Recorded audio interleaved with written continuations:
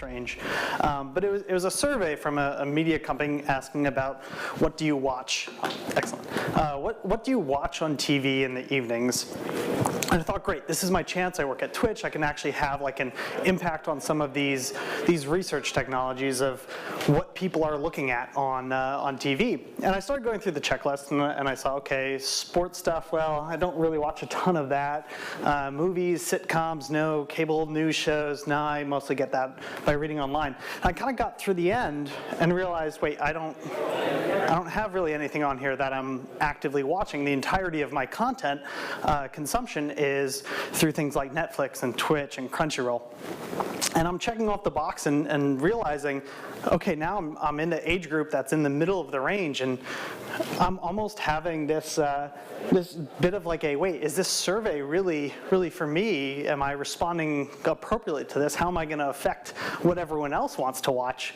But it kind of made me realize that maybe some of these companies just aren't quite there yet when it comes to general behavior of kind of the audience. And there was a number of conversations here around, oh, people are playing Fortnite even more than they're on Tinder in the US. And I think this kind of demographic, as we're looking at what we do in our day-to-day at Twitch, starts to kind of change the conversation of standard media and standard viewership habits to what we're thinking about with esports. So I wanted today to talk a little bit about how our organization, and we're the content team within Twitch and esports specifically and premium gaming, and how we think about esports content and content generation, as well as all the conversations that we're having with game developers of how you can start to take the esports that you're developing and think about it from a product and from a viewership standpoint to actually integrate within the game.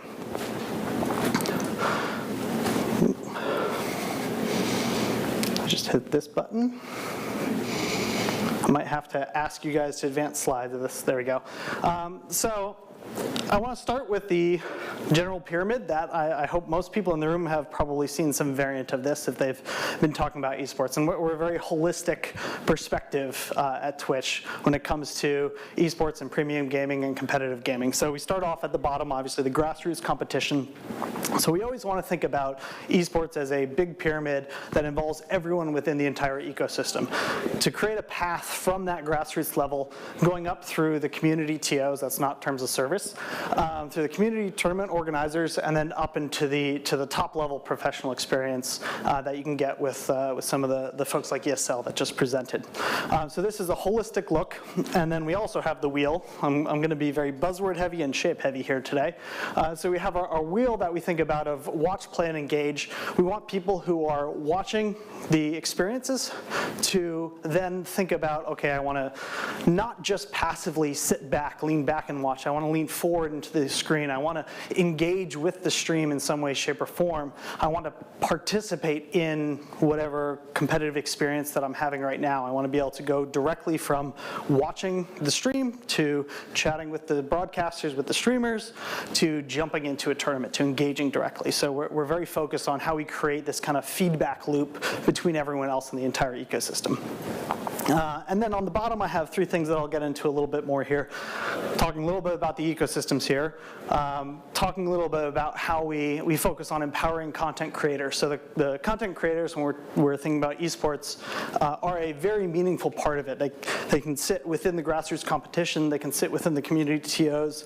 And as we've seen with a lot of the Battle Royale games, they go right up to the top in the professional level. And in some ways, if designed properly, they can help bring people up through the entire pyramid. And then the last piece is a bit more of the product focus of how do we take some of these different product experiences that we want to design, some of the feature sets that Twitch provides, some of the things that we work very closely with game developers on, and how do we create that watch, play, engage cycle through the product itself. Hit the button. There we go.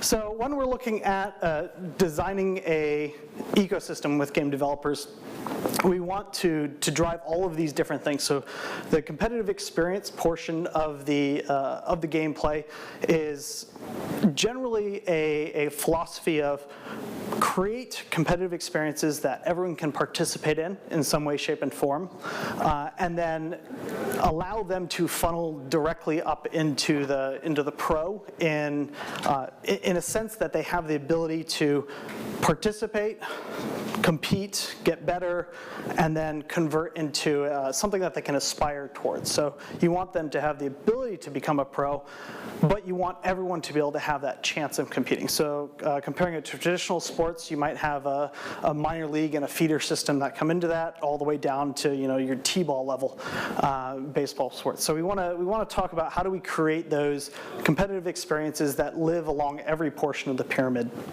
And then how do we tie the influencers into all of those experiences from launch day through the entire competition. So instead of necessarily thinking about the product or the esports budget as a marketing budget, think about it as a core component of the entire product strategy. So I want to have a marketing beat where I push out a tournament announcement with the launch of the game, and then as the game is being developed, I want to look at the roadmap, and I want to tie those competitions and the influencer engagement throughout the entire roadmap into all the major beats. So if I'm doing a major product release or a major update, I want to make sure that I also am tying a tournament to that or an influencer piece into that, so that the entire watch, play, engage wheel goes through your development cycle over months instead of over days.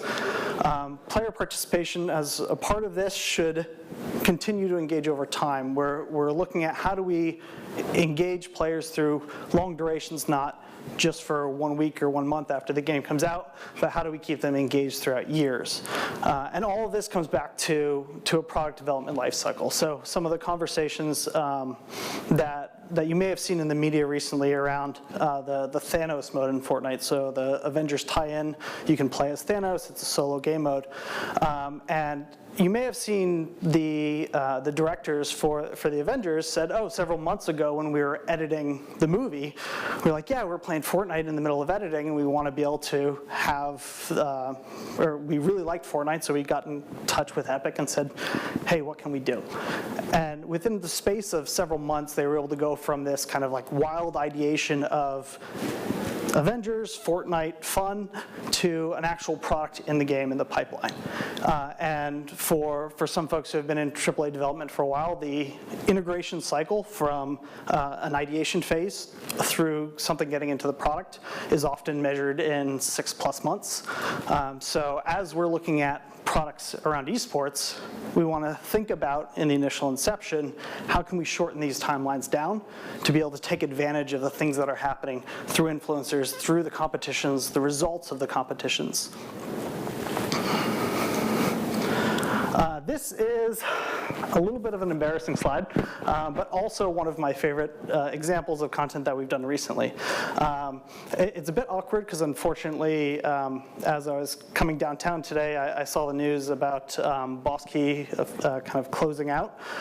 So they're no longer with us, but Radical Heights, it's a battle royale game from Boss Key, and very recently we did a influencer-based stream where we had 6 North American and 6 European influencers that played kind of competitively played the Battle Royale game on Twitch, and it actually brought the game up to the second most popular title on the site for a short time.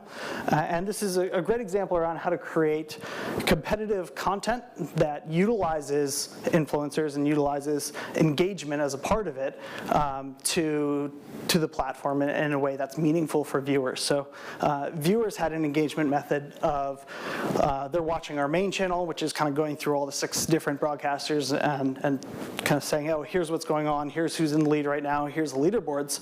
And then those viewers would actually take the information being presented there and then go to the individual channels. They go to Lyric's channel or Summit's channel. And then in chat, they'd be like encouraging him to withdraw more money and hold on to it to try to win the game, or to kind of finish quickly and get into a new match. So they were able to engage meaningfully with the broadcasters in this kind of competitive format. And so this went on, it was about a about 4 hours for North America, 4 hours for Europe. And it was one of the most, feedback-wise from the broadcasters, one of the most entertaining tournaments that they've had the ability to participate in. And this is relatively easy to spin up. But this type of engagement becomes meaningful both for viewers and for players. And then as we talk with the game developers who want to take this type of idea, Rivals is a Twitch-owned brand, and we use it for a number of different titles, including PUBG. We do a pretty regular PUBG Rivals event, and take this and integrate it into the product in some way, shape, or form. So developing products, one of the things I want to highlight here is, especially in the wake of Facebook, creators and viewers, they are not the product. So we're very focused at Twitch in terms of not necessarily just thinking about a content creator or a streamer as something, a resource that can be utilized. We think about them more as the value that the game can provide to these creators to create this watch play engage cycle, and how good that can be. So we want to make sure that they're not viewed as a product from a development standpoint. And we want esports to drive engagement in an intelligent fashion. So for mobile-focused games in particular, we want to create experiences that also mirror how the viewers engage with the games themselves. So how do we create a mobile competition experience, whether it's with influencers, or how do we work with many of the people who are up here from mobile game companies to make the content that they're creating, the esports content that they're creating, appeal to the mobile audience most effectively. And one of the conversations that we often have with them is how do we utilize tool sets that they have within the game to build this ecosystem growth. One of the things that'll be on the next slide that's been very popular for us is the Twitch Drops functionality. So it's a feature that allows us to take viewers who are watching the stream and reward them for doing so. So you can link your Twitch account with your game account, and just by watching Overwatch or Rainbow Six esports tournaments, you can receive in-game content. And those types of things continue to drive. Now, I've gotten something in-game from watching. I'm going to go back. I'm going to boot up the game. I'm going to play it because I've got this cool new thing that I got from it. I'm going to get back involved with the game. So the third piece to that then is how do we bring the broadcasters into that cycle? How do we create meaningful content pieces with these tool sets that we're working with developers on? How do we create that to really drive I'm a fan of Lyric, or I'm a fan of Summit. Now I'm going to watch some of their streams because I'm getting content that drives me back into the game to keep playing. And then, as I mentioned before, esports is just a portion of the development life cycle. So this is an ongoing thing that we continue to do years after games are released. And ideally, instead of seeing a very sharp launch curve, we want to grow games over time. So Fortnite is a great example of this. Again, Battle Royale in general, they have very long legs. CSGO is another great example. It's been kind of growing over time instead of a launch and then trail. So a few of the products that we do. So I mentioned drops already. Extensions is another one that we're talking with developers about pretty regularly. And extensions is also now launched on mobile, which is very exciting for me. It is essentially on top of the viewing window screen, the ability to interact in pretty much any way you can imagine. So you can basically write a HTML5 app that kind of lives on the viewing experience. Hearthstone's a pretty cool example of this. There's an extension that you can see the deck list that people are playing with. So think about an esports tournament where the top two players are competing against each other, and you want to see what cards this guy's got left in his deck that he could be top decking next. So those are kind of experiences that you can build with extensions that we're having conversations around to build pretty aggressively. Account linking is used for drops, but it's also very valuable for game developers because that provides some information for you on how your players and viewers are engaging back with your game, what type of behaviors they're following up on, and then potentially what broadcasters they're watching. Bits is another mechanic that if you've been watching Overwatch League, which is definitely one of our kind of forefront into some of these interactive experiences, players or viewers can cheer on the channel. So they're essentially taking a digital good called bits, and they're cheering it towards various things on the channel. So you can cheer towards individual teams, you can cheer towards overall global rewards, and as players cheer, they get rewarded with different Twitch features, different skins and emotes, as well as some things within the games. And then fairly recently, there's been a little bit of talk of a new feature that we're testing called the Bounty Board, which is a feature that integrates different game broadcasters with game companies and kind of creates a direct link for them to do some featured broadcasts. So the idea is that you can do a featured stream or a sponsored stream with different game creators, with different influencers in a much easier fashion than having to go out and find an agency or find a potential broadcaster that may or may not be interested. And then, of course, since we're Twitch and we're Amazon, Twitch Prime and Amazon Game On are both features that are very exciting within our platform as a whole. Twitch Prime is pretty mature at this point. But if you have any questions, feel free to reach out to me after about it. Amazon Game On is a little bit newer here at this stage in the game, but they're actually focusing mobile game developers right now, so I'd be happy to connect folks with the Game On team after the talk today. And it's a set of APIs for different leaderboards, different competitions, and some pretty cool new engagement methods with players. And I think that was it, yes. So I want to leave a few minutes for questions from the audience.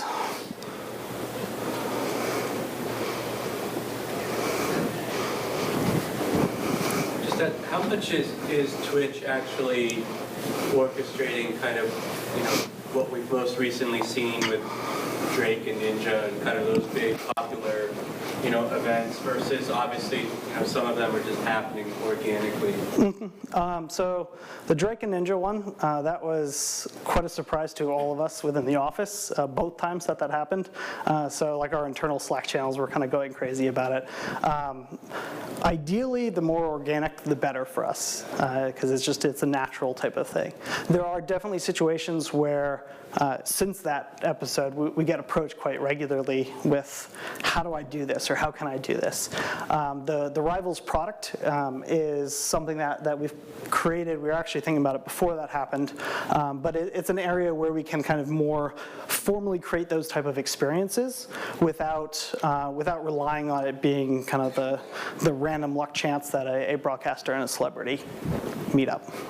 So we're definitely thinking about it a lot. That type of experience resonates very well. It's very natural on Twitch, but we want to also make sure that we're not getting into a situation where it looks like it's just a paid thing, because Drake and Ninja was completely organic. You mentioned something with Hearthstone where the audience can look at the player's card deck. Mm-hmm. It's just a logistical concern. Couldn't theoretically one of the viewers text one of the players and reveal to the opposition what they're holding? Yeah. How do you navigate that? Yeah. It's going to depend on what type of competitions you're running. Battle Royale is also a huge, stream sniping is a big problem. So depending on the type of tournament, whether the extensions are enabled or what type of visibility you give the extensions, are concerns that you'd want to navigate around kind of the structure and design and rule sets of the tournament, as well as whether the extension's used or not. It's also an issue, both the Hearthstone scenario or all the conversations, we have a lot of conversations around Magic the Gathering for all of their Pro Tour events, which are on Twitch.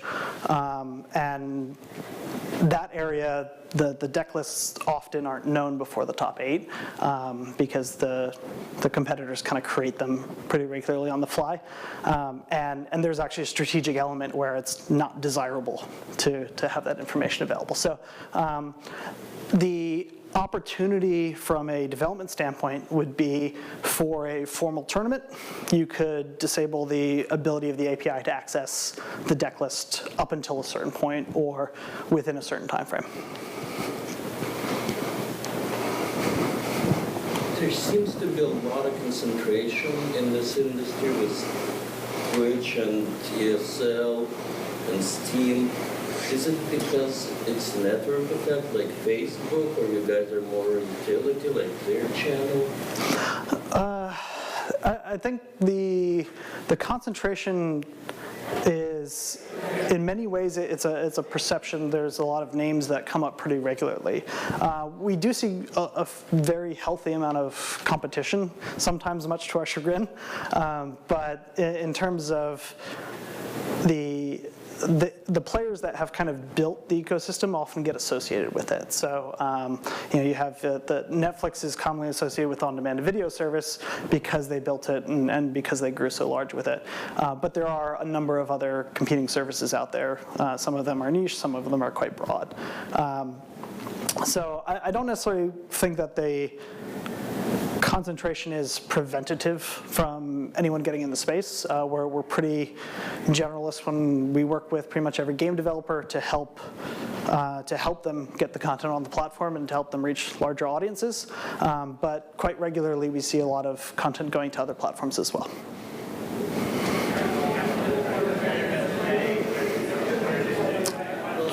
Netflix is 37% in the US, much less worldwide, and ESL said they're like 75%. There is a total concentration. I would have to defer to ESL for the specific numbers that they have, yeah.